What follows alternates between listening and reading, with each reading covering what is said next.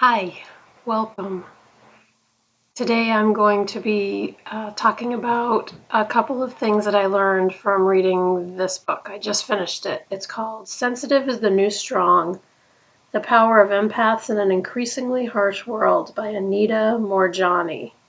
And she's the New York Times bestselling author of Dying to Be Me, which I have not read. But she was,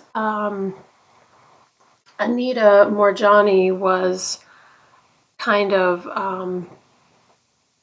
put into the spotlight by Wayne Dyer. So if you've ever heard of Wayne Dyer, he's kind of a spiritual teacher, wellness educator kind of person.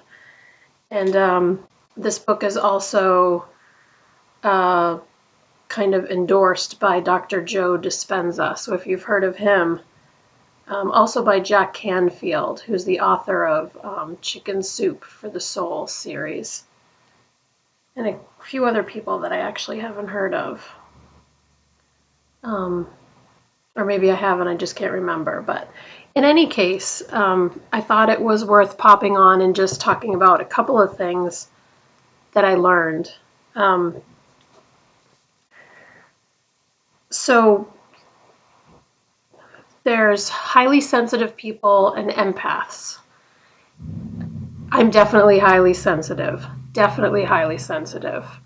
Um, Not positive that I'm an empath, but um, even after reading this book, like a lot of it, I feel like it does apply to me, but some of it, I'm not sure. And it could be because I continue to doubt myself. Because a lot of it is about the stuff that I wonder if I do is taking on other people's energy. I'm not sure if I do that or not. And then part of me thinks I definitely do, but I'm not sure. In any case, two of the problematic aspects of whether you're highly sensitive or empathic, based on my understanding of what I read, is that people have a tendency, like I have a tendency to people please and have a hard time saying no, which I've gotten much better at saying no since actually starting my Al-Anon work. That's helped me a lot. The people pleasing seems to be a lot more deeply embedded in there because I do it without even realizing it.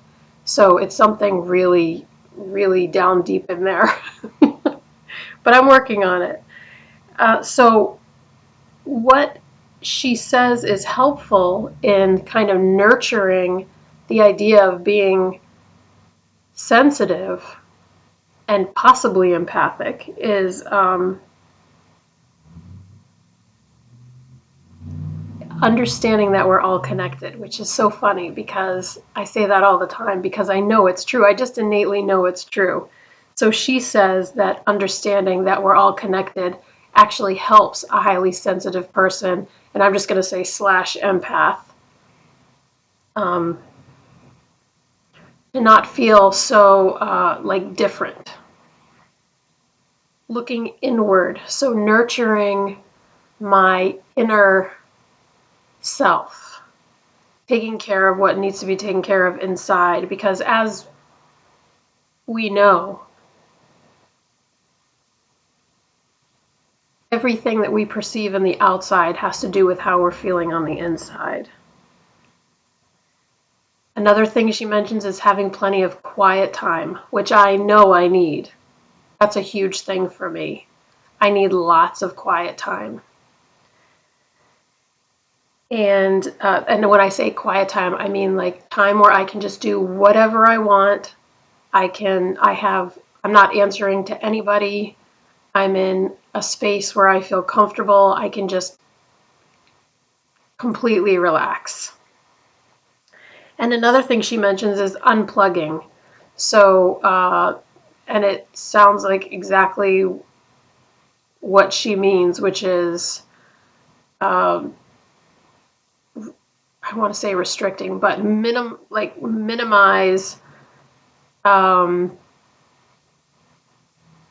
exposure to social media, things of that nature. And it's funny because I've talked many times on my videos about rabbit holes that I go into, and how, because I go to one video on YouTube and that leads to another video, and before you know, 3 hours have passed, and I'm thinking that, you know, bad things are about to happen.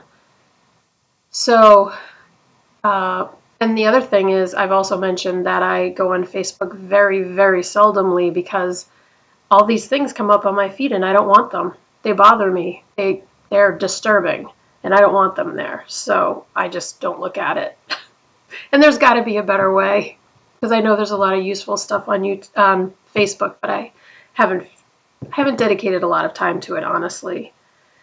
So the biggest things are the biggest takeaways, and it kind of summarizes what I've just said, is being yourself and taking care of yourself, and kind of like unapologetically, like just nobody else can do it. We are all responsible for our own care. And again, this is very Al-Anon, because that's what we're taught. In fact, a lot of what she said was very Al-Anon, except that she had a very unique experience, because she actually had a near-death experience. She actually was dying of cancer that was throughout her body. Um, her soul left her body, and she had a message from her father, who had passed on years before, who said that she needed to go back, but she needed to live her life fearlessly, exactly as she is. And so that's what she's doing. And her cancer healed with no medical interventions within 5 weeks. 5 weeks, I think it was with no medical interventions. 5 weeks she was completely cancer free. It's pretty amazing. And it's all been like medically documented. So it's not like she's some random person who made the story up. Um, I haven't seen the documentation, but I am assuming, which maybe I shouldn't do, that if she's backed up by Wayne Dyer and um, Dr. Joe, then um, then she's legit. I've also seen her on other platforms. She's actually pretty well known. Um, this is what she looks like. You might recognize her. So anyway, that's what I learned. I thought it was definitely a book worth reading. I borrowed it from the library. I'm going to return it today. So I just wanted to let you know, in case you thought you might be interested, or maybe you are interested but you're not going to take the time to read it. That is a very uh, basic summary of what's in the book, based on my perception of what it said. So thanks so much for joining me today. Take care.